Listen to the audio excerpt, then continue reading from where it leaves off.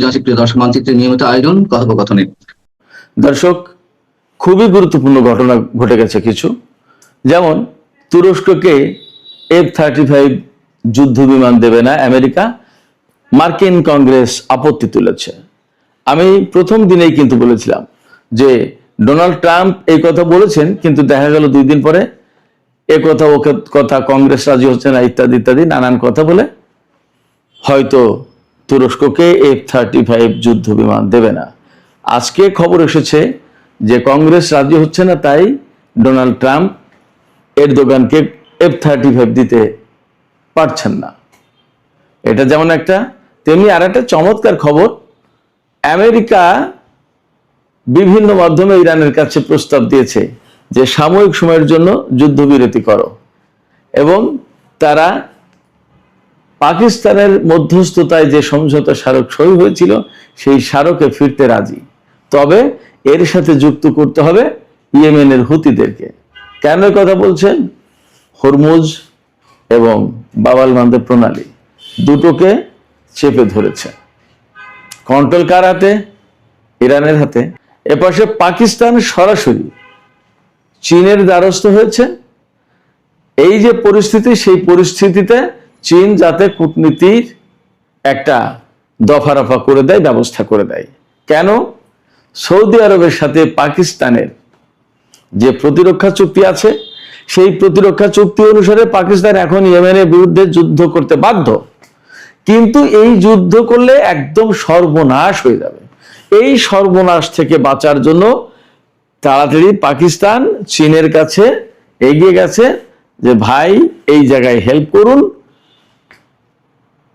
কূটনৈতিক ব্যবস্থা নিন, তা না হলে এই যুদ্ধে জড়ালে আমার মান মর্যাদা, অর্থনীতি, কূটনীতি, আন্তর্জাতিক অঙ্গনে গ্রহণযোগ্যতা সমস্ত সবকিছু শেষ হবে, বিশেষ করে মুসলিম বিশ্বে ভয়ঙ্কর সর্বনাশ হয়ে যাবে। এছাড়া মধ্যপ্রাচ্যকে কেন্দ্র করে বিশ্ব রাজনীতির যে পরিবর্তনটা চলছে, এই পরিবর্তন মারাত্মকভাবে ক্ষতিগ্রস্ত হবে। অতএব চীন, আপনি একটু ব্যবস্থা নিন। চীন কি করে সেই বিষয়ে আমি এই আলোচনায় মোটামুটি বিস্তারিত কথা বলার চেষ্টা করব। এপাশে এই যে কথাগুলো বলছি তার বাস্তব প্রমাণ আমি আপনাদেরকে দিচ্ছি। গত যে রাতটা গেছে, অর্থাৎ শুক্রবার দিবাগত রাতে আমেরিকা ইরান কেউ কাউকে হামলা চালায়নি বলে খবর পাওয়া যাচ্ছে। হয়তো ইরান ইরাকের এরবিল অঞ্চলে যেদিকে কুর্দি আছে সেদিকে মনে হয় ড্রোন দিয়ে একটা হামলার চেষ্টা করেছিল, বাট বড় আগে কুয়েত, বাহরাইন, কাতার, সংযুক্ত আরব আমিরাত, সৌদি আরব, জর্ডান এর কোনো ঘাঁটিতে হামলা চালায়নি। এই জায়গায় ইরানের সর্বোচ্চ জাতীয় নিরাপত্তা পরিষদের সচিব মোহাম্মদ বাকের জুলকাদর তিনি বলেছেন, শত্রুরা কমপ্লিটলি সারেন্ডার না করা পর্যন্ত কোনো যুদ্ধবিরতি হবে না। এখন আমেরিকা কি করবে? আরো মজার একটা খবর দিয়ে আমি বিস্তারিত আলোচনায় চলে যাই। এখানেই জানাতে হবে আপনাদেরকে, হরমুজ প্রণালী এলাকার যে উপকূলীয় এলাকা জাস্ক বন্দর আছে, সেখানে একটা বন্দর আব্বাস, জাস্ক বন্দর, তারপরে চবাহার বন্দর, এই জাস্ক বন্দর ওই এলাকার স্থানীয় লোকজন, আমি একদিন বলেছিলাম না যে লাঠি সোটা নিয়ে ঘোরাঘুরি করছে, এবার লাঠি সোটা না, এবার হাতে বন্দুক অস্ত্র নিয়ে ঘোরাঘুরি করছে, পাহারা দিচ্ছে। হরমুজ প্রণালী এলাকার উপকূল ভাগ পাহারা দিচ্ছে, এবং তারা অপেক্ষা করছে যে আমরা অপেক্ষা করছি মার্কিন সেনারা কবে আসবে। পরিস্থিতি এই রকম। ইরানের লোকজন টকবক করে ফুটছে আমেরিকার বিরুদ্ধে স্থলযুদ্ধ করার জন্য। আমেরিকা কি আদৌ এই স্থলযুদ্ধের ঝুঁকি নেবে? ডোনাল্ড ট্রাম্প কিন্তু এখনো বলে যাচ্ছেন ইরান এখন চুক্তির ব্যাপারে খুব সিরিয়াস, তারা চুক্তি চাই, তো দেখি তারা কি করে, এবং এই জন্য আমরা একটু অপেক্ষা করছি। কিন্তু আসলে কি ইরান চুক্তির জন্য সিরিয়াস ডোনাল্ড ট্রাম্প? কারণ 12-13 দিনের যে যুদ্ধ হলো, এতে আমেরিকার ঘাঁটিগুলো আর আস্ত নেই মধ্যপ্রাচ্যে। সুপ্রিয় দর্শক, চলুন আমরা বিস্তারিত আলোচনা করি এই সব বিষয় নিয়েই। আর যদি আলোচনা ভালো লাগে তাহলে নিশ্চয়ই আপনারা লাইক, কমেন্ট, শেয়ার করবেন এবং চ্যানেলটি সাবস্ক্রাইব করে সাথে থাকবেন। দর্শক, প্রথমেই যে কথা বলেছিলাম যে তুরস্ক দিয়েই শুরু করি। তুরস্কের প্রেসিডেন্ট রজব তাইয়েব এরদোগান, যাকে অনেকে রিসেপ তাইয়েব এরদোয়ান বলেন, তিনি কিছুদিন আগে তুরস্কের রাজধানী আঙ্কারায় নেটো জোটের শীর্ষ সম্মেলন হয়েছিল। সেই সম্মেলনে পৃথিবীর অর্থাৎ নেটো জোটের যে সমস্ত সদস্য দেশের সরকার বা রাষ্ট্রপ্রধান এসেছিলেন তাদেরকে পিস্তল গিফট করেছিলেন। সেখানে একটা গুরুত্বপূর্ণ ব্রেক থ্রু ছিল তুরস্কের জন্য, যে মার্কিন প্রেসিডেন্ট ডোনাল্ড ট্রাম্প ঘোষণা দিয়ে গিয়েছিলেন তুরস্ক যদি S-400 হস্তান্তর করে অন্য কোনো দেশের কাছে দিয়ে দেয় বা ফেরত দেয় বা বিক্রি করে ফেলে বা ধ্বংস করে, তাহলে তুরস্ককে তিনি F-35 যুদ্ধ বিমান সরবরাহ করবেন। আমি সেই দিনই বলেছিলাম যে তুরস্ককে এই যে আশার বাণী শোনালেন, এই আশার বাণী বাস্তবায়ন হবে কিনা তা নিয়ে আমার যথেষ্ট সন্দেহ আছে।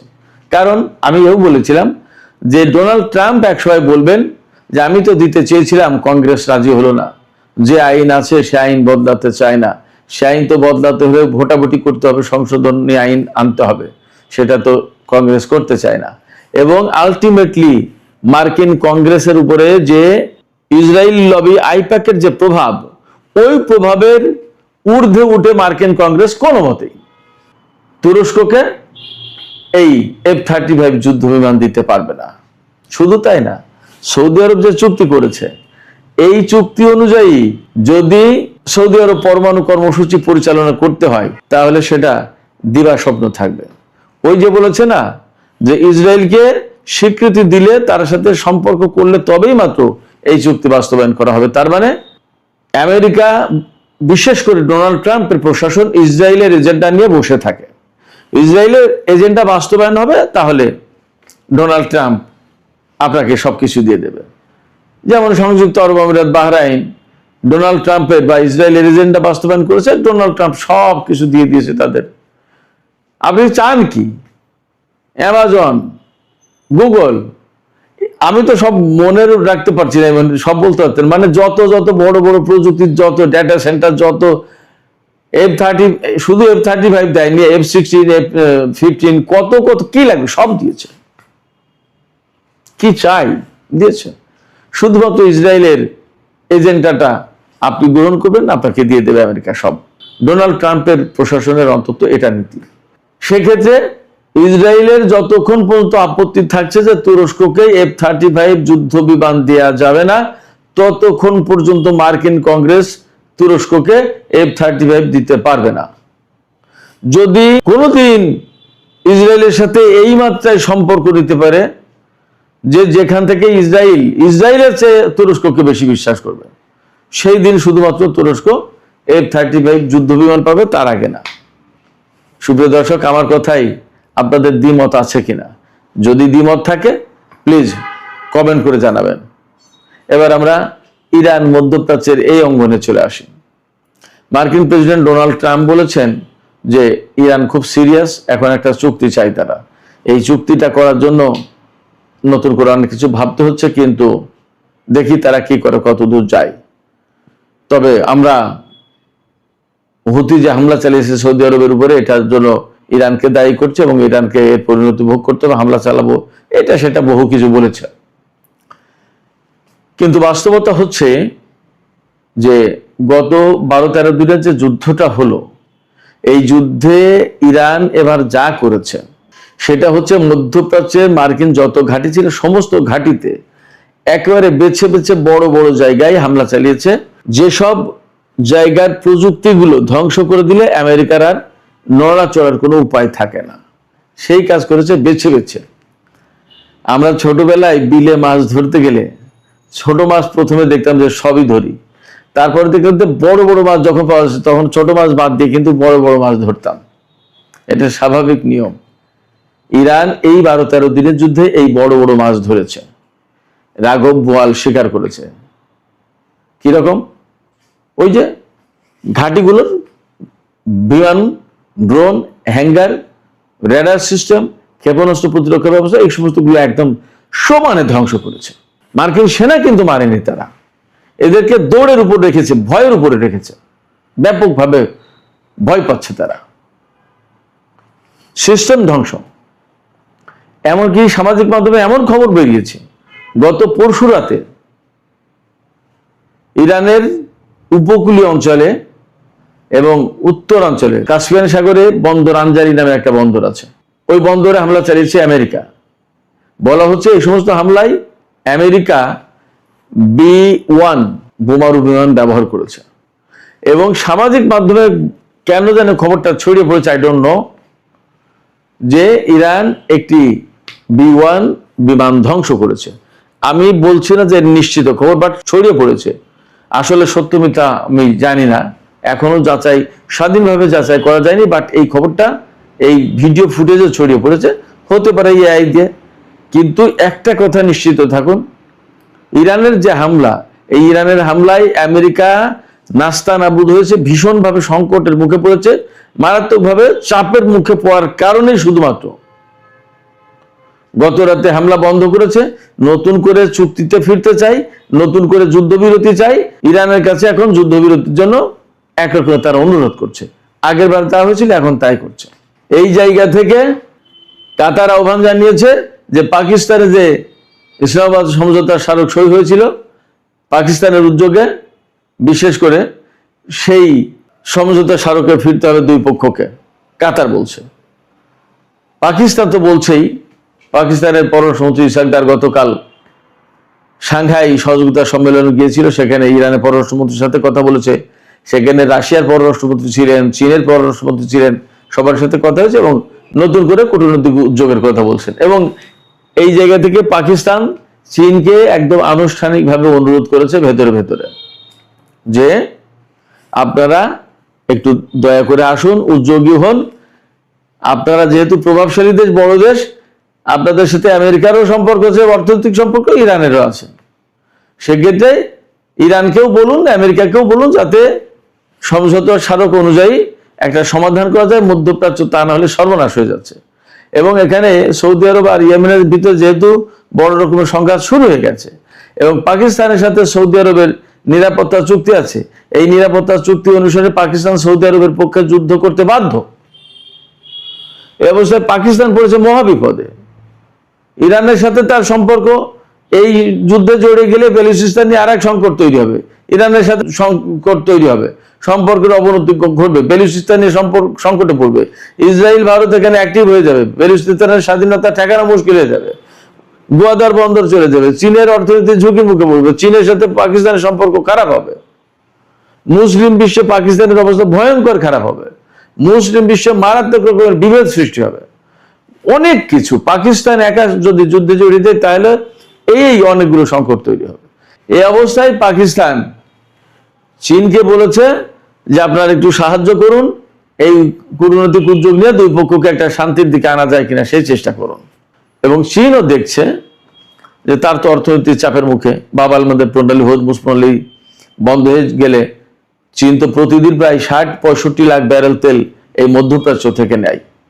এখন এগুলো বন্ধ হয়ে যাচ্ছে, চীনের অর্থনীতি তো ঝুঁকির মুখে পড়েছে। এই অবস্থায় চীনও হয়তো একটা উদ্যোগী হবে। সবচেয়ে বড় কথা, এখানে আমেরিকার প্রয়োজনটাও কিন্তু কম না। আমেরিকার হাতে আর অস্ত্র আছে সাকুল্যে 4 সপ্তাহ থেকে 1 মাস যুদ্ধ চালাতে পারবে তারা, এরকম রিপোর্ট আছে। তাদের তেলের দাম যে পর্যায়ে গেছে তাতে আমেরিকার অর্থনীতিও চাপের মুখে, সেখানে তেলের দাম প্রচুর বেড়ে গেছে, সারা বিশ্বে বেড়েছে, মারাত্মক অনিশ্চয়তা তৈরি হয়েছে। গত 40 দিনের যুদ্ধের সময় তেলের যে অনিশ্চয়তা তৈরি হয়েছিল তার চেয়ে এখন অনেক বেশি মারাত্মক অবস্থা। কারণ আগেরবার হরমুজ প্রণালীর প্রবলেম ছিল, এবার হরমুজ প্রণালী বা বাব আল মান্দেব প্রণালী দুটোই সংকটে, দুটোই বন্ধ এবং রীতিমতো দুই জায়গায় যুদ্ধ চলছে। অতএব বিশ্ব অর্থনীতি কলাপস করবে। হরমুজ প্রণালী যেমন কন্ট্রোল ইরানের হাতে নিয়েছে, তেমনি বাব আল মান্দেব প্রণালীর কন্ট্রোল ইয়েমেনের হুতিদের হাতে। আর ইয়েমেনের হুতিরা বেসিক্যালি নিয়ন্ত্রিত হয় ইরানের মাধ্যমে। সেক্ষেত্রে এখানে যদি ইরানের সাথে চুক্তি না করা হয় তাহলে কারোর কোনো উপায় নেই। ইরানকে যেভাবে আসলে চিন্তা করেছিল আমেরিকা, আসলে টোটাল হোমওয়ার্ক না করেই তারা যুদ্ধে জড়িয়ে গেছে। সেই কারণে এখন ইরানের সাথে যুদ্ধ করতে এসে দেখা যায় মহাবিপদ। একবার হরমুজ আটকে দেয়, একবার বাব আল মান্দেব প্রণালী আটকে দেয়, একবার মধ্যপ্রাচ্যের ঘাঁটি মাটি সব তছনছ করে দেয়। এখন পরিস্থিতি এমন, আমেরিকার সামনে শ্যাম রাখি না কুল রাখি এই পরিস্থিতি। এই পরিস্থিতিতে যদি নতুন করে যুদ্ধবিরতির দিকে না যায় তাহলে মহাসংকটে চীনের অর্থনীতি, মহাসংকটে পাকিস্তান, মহাসংকটে সৌদি আরব, মহাসংকটে আমেরিকা। এই অবস্থায় ইরানকে রাজি খুশি করাতে হবে। কিন্তু ইরানকে রাজি খুশি করাতে গেলেই কি হবে? এত সহজেই তারা কি ছেড়ে দেবে? না। জাতীয় সর্বোচ্চ নিরাপত্তা পরিষদের সচিব মোহাম্মদ বাকের জুলকাদর তিনি সুস্পষ্ট ঘোষণা দিয়েছেন আজকে 25 জুলাই যে শত্রুরা পুরোপুরি সারেন্ডার না করা পর্যন্ত, অর্থাৎ আমেরিকা ইসরায়েল পুরোপুরি সারেন্ডার না করা পর্যন্ত তাদের সাথে কোনো যুদ্ধবিরতি হবে না। কেন? তিনি তাও পরিষ্কার করে বলেছেন, আমাদের মিনাব স্কুলে যে ছোট ছোট বাচ্চাদের হত্যা করেছে, আমাদের সর্বোচ্চ নেতাকে, আমাদের সামরিক কমান্ডারদেরকে, আমাদের বিভিন্ন পর্যায়ের মন্ত্রী এবং বহু সাধারণ মানুষ তারা হত্যা করেছে, তাদের রক্তের প্রতিশোধ নিতে আমাদের সময় প্রয়োজন এবং এই রক্তের প্রতিশোধ নিতে আমরা যুদ্ধ চালিয়ে যাব। সেক্ষেত্রে আমেরিকা চাইলেই এবার আর সম্ভবত যুদ্ধবিরতি করতে পারবে না। আর যদি যুদ্ধবিরতি করতে হয় তাহলে হয়তো প্রথম এবং প্রধান শর্ত হবে হরমুজ প্রণালী আমাদের কন্ট্রোলে থাকবে, তো থাকবেই। পুরো মধ্যপ্রাচ্য থেকে আমেরিকায় এত দিনের ভেতরে চলে যাবে, এই সেনা সরানো হবে, প্রত্যাহার করা হবে, মধ্যপ্রাচ্য আমেরিকা মুক্ত হবে। তা না হলে আমরা যুদ্ধবিরতি করব না। এইরকম একটা কঠিন শর্তের ভিতর দিয়ে তাকে যেতে হবে, যুদ্ধবিরতি করতে হবে, ইরানকে রাজি করাতে হবে। আমার কাছে মনে হচ্ছে, দেখা যাক আসলে কি হয়। আর এর বিকল্প আর একটা আছে, ওই যে মধ্যপ্রাচ্যে 100 অন্তত রিফিলিং ট্যাঙ্কার এনেছে, তার মানে ইরানকে তামা করে দিবে। কিন্তু ইরানকে তামা করে দিতে গেলে এই অঞ্চলে মার্কিন ঘাঁটি তো একটাও থাকবে না। ইরানের যা মনোভাব এবং ইসরায়েলের অস্তিত্ব থাকবে কিনা সন্দেহ আছে। সেই জায়গা থেকে আমেরিকা এই ধরনের বড় হামলার দিকে যাবে কিনা সেটা ভাববার বিষয়। এই জায়গা থেকে আমার মনে হচ্ছে যে আমেরিকা এবং অন্যরা প্রচন্ডভাবে মরিয়া হয়ে উঠেছে ইরানকে আবার নতুন করে যুদ্ধবিরতির দিকে যেতে। দেখা যাক ইরান আসলে কোথায় গিয়ে কি করে। সুপ্রিয় দর্শক, এখনকার আলোচনা এখানে শেষ করতে চাইছি। আলোচনা শেষের আগে আপনাদের কাছে প্রশ্ন করি, আপনারা কি মনে করছেন? ইরান যে অবস্থানে, যা এতক্ষণ বললাম, তাতে কি মনে হচ্ছে যে আসলে ইরান আমেরিকাকে আত্মসমর্পণ করতে বাধ্য করতে পারবে এবং আমেরিকা কি মধ্যপ্রাচ্য থেকে আসলে তাদের ঘাঁটি সরিয়ে নিতে বাধ্য হবে? কি মনে হয় আপনাদের? আসসালামু আলাইকুম প্রিয় দর্শক, সবাইকে স্বাগত জানাচ্ছি তুরস্ক থেকে। আমি জাহিদুল ইসলাম। তেলাপোকাদের হাত থেকে কোন রকমে নিজের গদি রক্ষা করেছে নরেন্দ্র মোদী। নরেন্দ্র মোদী গদি রক্ষা করতে নিজের শিক্ষামন্ত্রীকে বলি দিয়েছে। একটু সিংহাসনে আরাম করে বসবে, কিন্তু সেই আরাম করার সুযোগ দিল না চীন। নতুন দুশ্চিন্তায় পড়েছে ভারতের প্রধানমন্ত্রী দামেদর নরেন্দ্র মোদী। ভারতীয় মিডিয়াই বলছে চীন ভারত সীমান্তে 11টি 5th জেনারেশন ফাইটার জেট তাক করেছে, একদম ভারত সীমান্ত বরাবর। চীনের 2টি বিমান ঘাঁটিতে আলাদা আলাদাভাবে, একটিতে 7টি আর একটিতে 4টি J-20 ফাইটার জেট মোতায়েন করেছে। ফাইটার জেটটি দেখতে অনেক সুন্দর, নাইস অ্যান্ড অ্যাট্রাকটিভ। আমরা এই ফাইটার জেটটির ভিডিও আপনাদেরকে দেখাবো এবং সেই সাথে এই ফাইটার জেটের পাওয়ার কতটুকু সেটাও দেখাবো। আপনারা একটা ছবি দেখছেন চীনের ফাইটার জেটের। পাকিস্তান এবং ভারতের মধ্যে সর্বশেষ যুদ্ধে এর চেয়ে নিচু লেভেলের ফাইটার জেট J-10 ফাইটার জেটের যে মারটা খেয়েছিল মোদির বাহিনী, সেটা এখনো আমাবস্যা পূর্ণিমা আসলে একটু ব্যথা লাগে সর্বাঙ্গে। এখন J-20 দেখে ভারতের প্রধানমন্ত্রীর অবস্থা আরো খারাপ।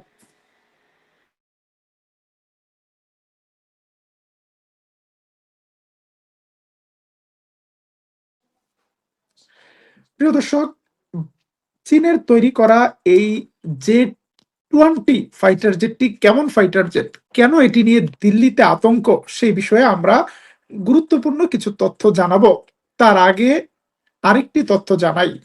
বাংলাদেশের সীমান্তে কিছুদিন আগে ভিজিট করতে এসেছিল ভারতের স্বরাষ্ট্রমন্ত্রী অমিত শাহ। শিলিগুড়িতে। সেখানে 14 কোটি টাকার বাজেট দেওয়া হয়েছে বাংলাদেশ সীমান্তে কাঁটাতারের বেড়া দিতে। এখানে নাকি রাফায়েল ফাইটার জেট মোতায়েন করেছে নরেন্দ্র মোদী। শুধু তাই নয়, S-400ও মোতায়েন করেছে। আর মোদির চেলা চামুন্ডা যারা আছে, চেলা চামচা, তারা তো সকাল বিকাল রংপুর নিয়ে যায়, এমন একটা দশা। তাদের আবার কিছু দালাল খানসামা বাংলাদেশে আছে, তারাও বাংলাদেশে হিন্দুদের জন্য একটা আলাদা বিভাগ চায়। চৈতালি না বৈশাখী, আপনারা জানেন, গোবিন্দ প্রামাণিক অখণ্ড ভারতের স্বপ্ন দেখে।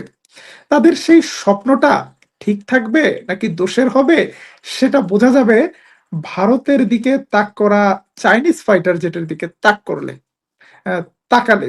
চলুন আমরা একটু দেখে আসি।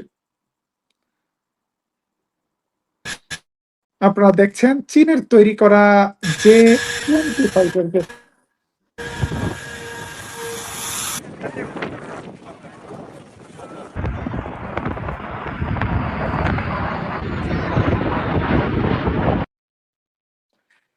প্রিয় দর্শক, ভারতের এনডিটিভিতে একটি বিশেষ প্রতিবেদন হয়েছে। সেখানে সেখানে গত 9 জুলাই ভারতের দিকে তাক করা J-20 ফাইটার জেটের দুটি ঘাঁটিতে আলাদা আলাদা ছবি প্রকাশ করেছে এনডিটিভি। এই ছবি নিয়ে দিল্লির সাউথ ব্লকে এখন বড় টেনশন ছড়িয়ে পড়েছে। আমরা আজকের লাইভে সংক্ষেপে নেতানিয়াহুর আমেরিকা সফর, তুরস্ককে F-35 ফাইটার জেট দেওয়া, গাজায় আন্তর্জাতিক বাহিনী, ইরানের ডিফেন্স নিউজ, এই বিষয়গুলো নিয়েও বেশ কিছু সংবাদ দেব। তবে আগে ভারতের সংবাদটা একটু ভালো করে দিতে চাই। আপনারা দেখছেন তুরস্ক থেকে প্রচারিত তুর্কিয়েপিডিয়া নিউজ। আজকে 28 জুলাই সর্বশেষ আন্তর্জাতিক সংবাদে আমরা আপনাদেরকে স্বাগত জানাচ্ছি। কে কোথা থেকে দেখছেন কমেন্টে জানাতে পারেন। বগুড়া থেকে দেখছেন সবুর খান। বাংলাদেশের নতুন বিভাগ হতে যাচ্ছে বগুড়া, বগুড়াবাসীকে স্বাগত জানাচ্ছি, অভিনন্দন। এই মুহূর্তে এই মুহূর্তে চীনের হাতে সবচেয়ে মারাত্মক যে ফাইটার জেট রয়েছে সেটি হলো J-20 fighter jet. J-20 fighter jet 5th জেনারেশনের ফাইটার জেট, এবং ভারতের কাছে এখন পর্যন্ত কোনো 5th জেনারেশনের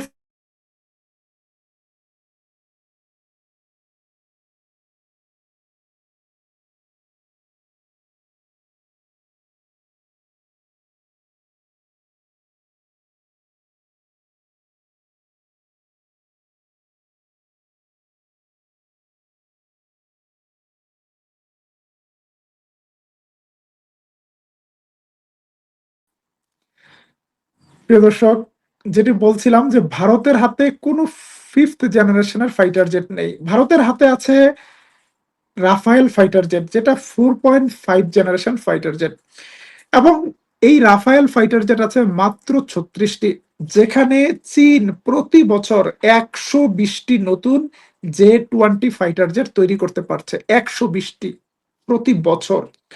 এবং ভারতের হাতে থাকা 36টি রাফায়েল ফাইটার জেটের অনেকগুলোকে আবার পাকিস্তান নামিয়ে ফেলেছে। এছাড়া ভারত নতুন করে আরো কিছু ফাইটার জেট সংগ্রহ করার ব্যাপারে চুক্তি করেছে ফ্রান্সের সাথে, সেটাও শতাধিক। কিন্তু সেই ফাইটার জেট কবে নাগাদ আসবে, কবে নাগাদ কি করবে, সেটা দিল্লি বহুদূর। এখন চীনের যে ফাইটার জেটটি J-20, এটি কেন কারণ ভারতের যে S-400 রয়েছে সেটা কিন্তু চাইনিজ ফাইটার জেটকে দেখতেও পারবে না, কারণ এই ফাইটার জেটটি একটি স্টিলথ টেকনোলজির ফাইটার জেট। অর্থাৎ এটা যখন আকাশে উড়ে তখন ভারতের ভারতের ভারতের রাডার এটাকে দেখতে পাবে না।